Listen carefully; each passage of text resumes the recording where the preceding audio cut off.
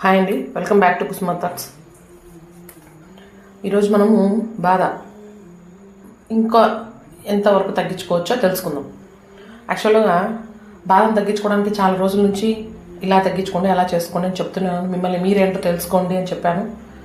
కొంచెం తీసుకొని దాని నుంచి బయటికి రండి. నిదానంగా ఇంకొక విధంగా చెప్పాలంటే, బాధలపై ఉన్న తెలియని ఇష్టం వల్ల కూడా మనం ఇలా బాధపడుతూ ఉంటామండి. ఎలా అంటే, ఏదో జరిగిపోయింది, అయిపోయింది. నేను చెప్పినంత ఈజీ కాదు ఏది మర్చిపోవడం.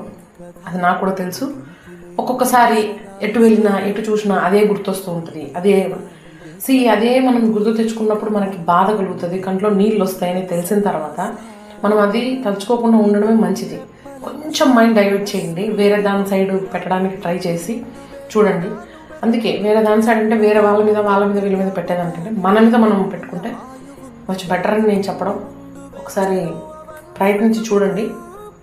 ఇష్టం అంటే బాధని నేను మొండిగా ఈ కష్టాన్ని నేను ఎదుర్కొంటున్నాను, మొండిగానే నేను ఈ కష్టంలోకి పోతున్నాను, ఎంత కష్టం వచ్చినా నేను ఎదుర్కోగలుగుతున్నాను అని అది ఏదో గొప్పగా అనుకొని మనము ఆ బాధని ఇంకా లోపల పెట్టుకొని ఇంకా బాధపడుతూ నవ్వాలనిపించినా అవే గుర్తొచ్చేంత బాధని మనం పడుతూ ఉంటాం చూడు. అది నిజంగా మన మూర్ఖత్వమే అండి.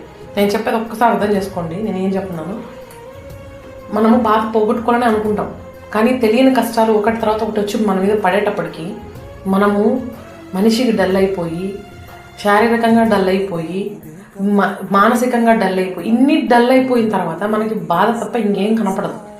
I know everything. కానీ దాని నుంచి మనం ఎలా బయట రావాలి? దాన్ని పదే పదే తలుచుకుంటేనే కదా మనకు బాధ వేస్తుంది. తలుచుకోకుండా చూడండి, ఒకసారి ట్రై చేయండి. వేరే దాని మీద ఫోకస్ పెట్టండి అంటున్నాను. దీని కాకుండా వేరే దాని మీద ఫోకస్ పెట్టండి.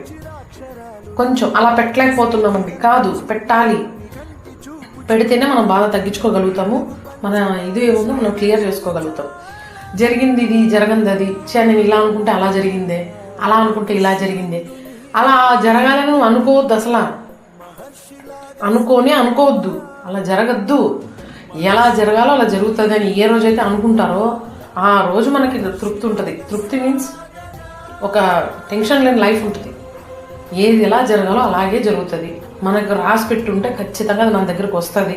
మనం ఇది చెయ్యాలి అని ఉంటే ఖచ్చితంగా మనం చేస్తాము అని మనం ఏ రోజైతే అనుకుంటాం. కానీ వస్తుంది లేని మనం సైలెంట్గా ఉండొద్దు. మనం చేసే ప్రయత్నం మనం చెయ్యాలి. ఆ తర్వాత అదంతకదే దేవుడి మీద భారం వేసి వదిలేయాలి. అదంతకదే మనకు రావాల్సి ఉంటే రాసి పెట్టి ఉంటే ఖచ్చితంగా మన దగ్గరకు వస్తుంది. దయచేసి ఈ మెంటాలిటీని కొంచెం అలవాటు చేసుకోవడానికి ప్రయత్నించండి. నేను ఏం చెప్తున్నానో ఆ మెంటాలిటీని వస్తుంది.